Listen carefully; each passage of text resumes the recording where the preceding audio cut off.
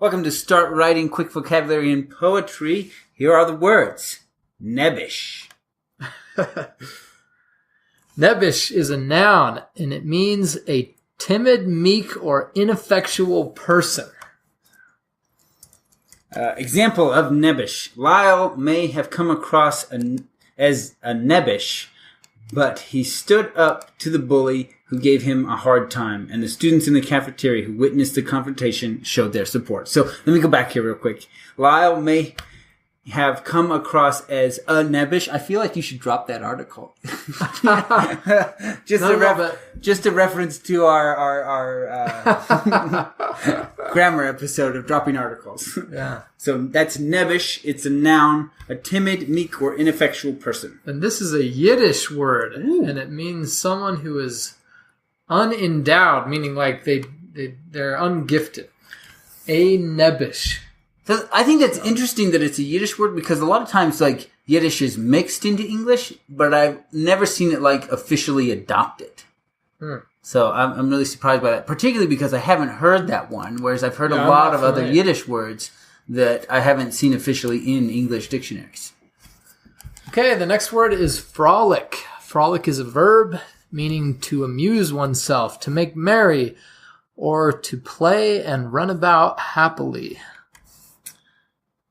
Example of frolic. Every year, trolley dances takes us on a unique journey. Audiences are introduced to new site-specific dance performances at stops along the trolley line. In years past, for instance, dancers have frolicked in public fountains, executed seductive tango moves in a narrow alley, and rolled down grassy slopes. That's frolic. It's a verb, and it means to amuse oneself, make merry, to play, and run about happily. And frolic is a Middle Dutch word, or its roots are in Middle Dutch, and it is vro is like merry or glad, and lik is like, so to be glad like. Huh. Okay, the next word is a dust. I almost said adjust. Yeah, it looks like a dust. It's an adjective. It means scorched or burned. An example of a dust. The adust landscape of volcanic rock and sand can be particularly beautiful at sunset. That is adust, scorched, or burned. And I'm not getting any etymology on my usual sources. So we'll go on. The next word is recuse. Recuse. And it's a verb meaning to disqualify oneself as judge in a particular case, or to remove oneself from participation to avoid a conflict of interest. Oh. So, examples of recuse. Because she was a frequent customer at the plaintiff's shop, the judge recused herself from the case. That is recuse. It's a verb to disqualify oneself as judge in a particular case, to remove oneself from participation, to avoid a conflict of interest. I'm not putting this together very well. Okay. It's basically, it's Latin, and it means the same thing we just said.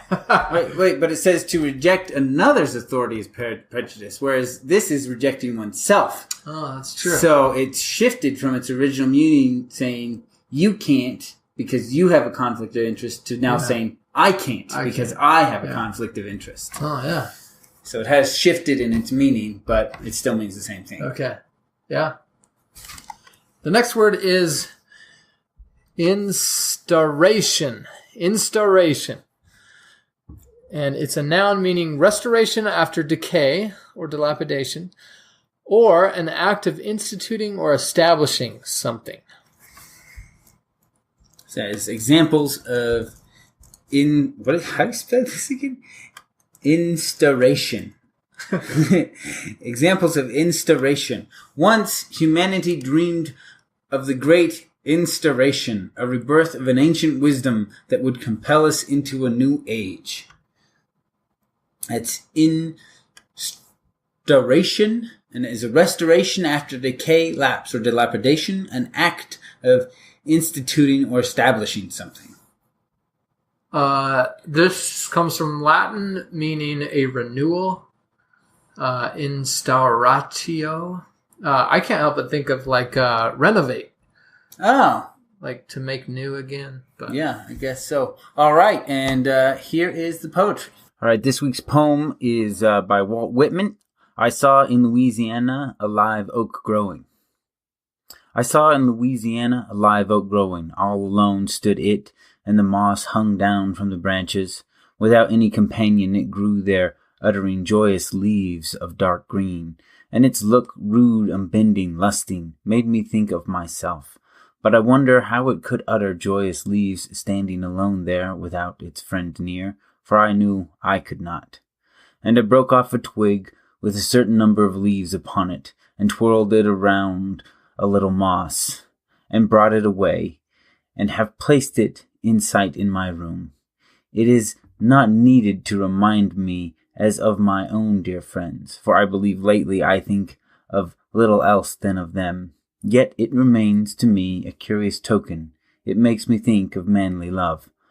For all that, and though the live oak glistens there in Louisiana, solitary in a wide flat space, uttering joyous leaves all its life, without a friend, a lover near, I know very well I could not. As always, thanks for listening, and if you would leave us a review or tell somebody about the podcast, that would be great. Thank you.